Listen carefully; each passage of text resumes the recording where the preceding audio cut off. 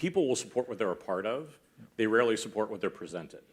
So I think the more you can bring people into design, the more you can make them a part of the process, the more you can, that was like at banks, I used to bring in regulators and lawyers who hated being a part of design thinking at first, but it's such a difference when you say, hey, can you help me solve this, as opposed to, will you approve this?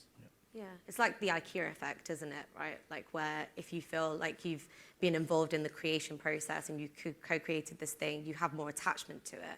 You've invested time, you've invested effort, and the final outcome is something that you feel more strongly aligned with. Like I used to work as a change manager where I'd go into organizations and we would figure out how to kind of improve like the culture or the ways of innovating within those organizations. And we'd always kind of come up with these like campaigns where we didn't want to like do the change to people. We wanted them to be like part of that change and really involve them in like, well, like, where do you see this going yourselves? Like, how can we kind of like involve them in that process? And I think that's a lot of also what I tend to hear and see. But again, I die a lot. My heart like shrinks every time I hear "make it pretty," which is still a lot because unfortunately I'm a brand designer on that sense.